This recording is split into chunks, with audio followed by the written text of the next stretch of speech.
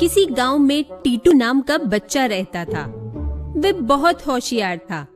उसे पढ़ने लिखने का बहुत शौक था, लेकिन आर्थिक तौर पर असमर्थ होने के कारण वह पढ़ने के लिए स्कूल नहीं जा पाता था।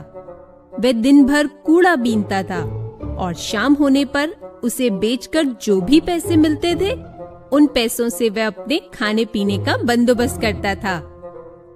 एक दिन टीटू को कूड़ा बीनते समय एक तस्वीर मिली। वाह, कितनी अच्छी तस्वीर है। इस तस्वीर को मैं अपने घर में रखूंगा। पता नहीं किस बेवकूफ ने इसे कूड़े में फेंक दिया। टीटू उस तस्वीर को अपने घर ले जाता है। घर पहुंचकर टीटू अपने माता पिता को वह तस्वीर दिखाता है। देखो माँ, आज मुझे क्या मिला। ये तो बहुत ही सुंदर तस्वीर है। ये तुम्हें कहाँ से मिली? ये तस्वीर मुझे कूड़ा बीनते समय मिली थी। इसकी सुंदरता की वजह से मैंने इसे नहीं बेचा। ये तुमने बहुत अच्छा काम किया। जाओ, इसे कहीं लगा दो जिससे ये गिरकर टूट ना सके। उस तस्वीर में किसी गांव का दृश्य बना हुआ था, जिसमें एक बहुत सुंदर घर था। टीटू तस्वीर को दीवार पर लटका देता है और उसे देखने लगता है।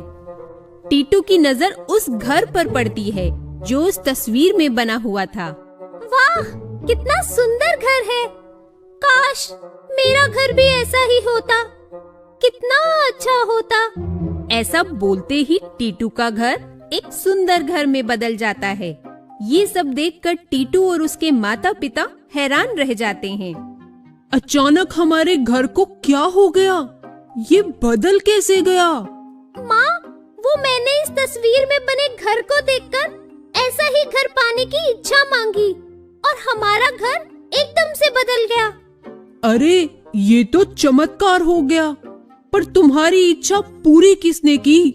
ये तो मैं नहीं जानता। अगर ऐसी बात है तो तुम एक इच्छा और मांगो। ठीक है माँ, मैं एक इच्छा और मांगता हूँ। काश मेरे पास एक सुंदर खिलौना और मेरी माँ के पास एक सुंदर सोने का चमकता हार होता। टीटू के इच्छा मांगते ही उसके पास एक सुंदर खिलौना और उसकी माँ के पास सोने का हार आ जाता है। ये देखकर टीटू के पिताजी हैरानी से बोलते हैं, यह किसी चमत्कार से कम नहीं है। जरूर हमारे बेटे पर भगवान की खास कृपा होगी। शायद इसीलिए टीटू की सारी इच्छाएं पूरी हो रही हैं। हाँ, शायद आप ठीक बोल रहे हैं। बेटा टीटू, तुम्हें इस बात का ध्यान रखना होगा कि ये बात किसी को भी पता ना चले। ठीक है माँ, मैं इस बात का ध्यान रखूंगा। धीरे धीरे टीटू अमीर होने लगता है। उसकी सभी इच्छाएं जादुई तस्वीर की वजह से पूरी होने लगती हैं।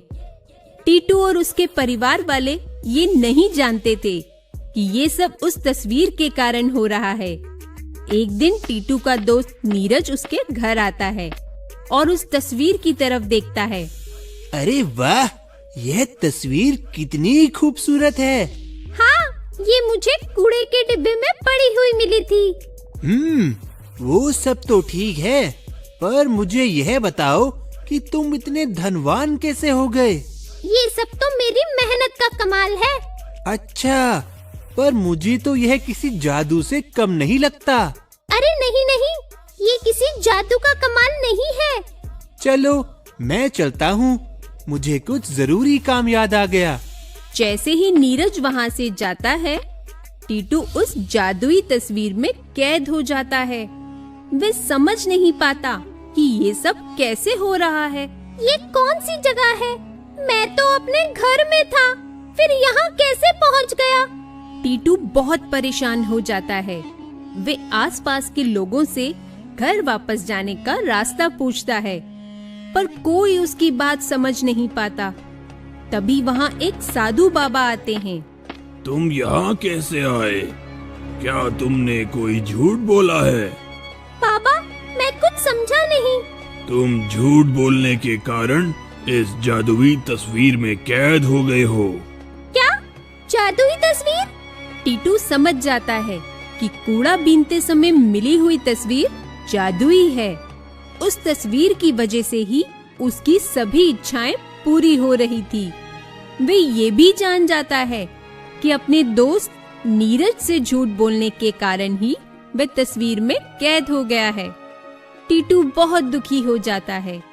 पापा, मुझे अपने घर जाना है, कुछ उपाय बताइए ना।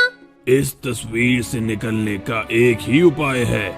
अगर तुम नीले रंग के चमकीले पत्थर को ढूंढकर सामने की तरफ फेंको तो वह तस्वीर टूट जाएगी और तुम आजाद हो जाओगे। पर बाबा, मुझे वह पत्थर मिलेगा कहाँ? ना जमीन पर ना आसमां में, वो पत्थर मिलेगा तुझे एक सुंदर बाग में। ठीक है, मैं अभी उस पत्थर को ढूंढता हूँ।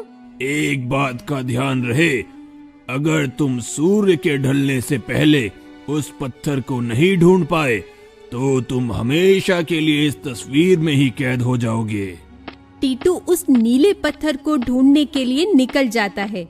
बहुत ढूंढने पर भी उसे वह सुंदर बाग नहीं मिलता। सूरज ढलने ही वाला होता है कि तभी टीटू की नजर एक हरे भरे बाग पर पड़ती है। कितना सुंदर बाग है। शायद साधु बाबा इसी बाग के बारे में बात कर रहे थे। टीटू बाग के अंदर जाता है। वहाँ का नजारा देखकर टीटू परेशान हो जाता है। वे देखता है कि वहाँ सभी पत्थर नीले रंग के हैं। फिर टीटू को याद आता है कि बाबा ने उसे नीले चमकने वाले पत्थर को ढूंढने के लिए कहा था। अब मैं इस चमकीले पत्थर को कैसे ढूंढूं? सूरज भी ढलने ही वाला है। मुझे जल्दी वह पत्थर ढूंढना होगा। टीटू चमकीले पत्थर को ढूंढना शुरू करता है। थोड़ी देर ढूंढने के बाद टीटू को वह पत्थर मिल जाता है। टीटू देखता है कि सूरज ढलने ही वाला है। वह जल्दी से पत्थर को सामने की तरफ फेंकता है, जिसके कारण तस्वीर टूट जाती है और टीटू उस तस्वीर की कैद से आजाद हो जाता है। वह सारा वाकया अपने माता पिता को बताता है, जिसके बाद वे उस टूटी तस्वीर को फेंक देते हैं। तो बच्चों, इस कहानी से हमें ये शिक्षा मिलती है कि हमें कभी भी सच को छुपाने के लिए झूठ नहीं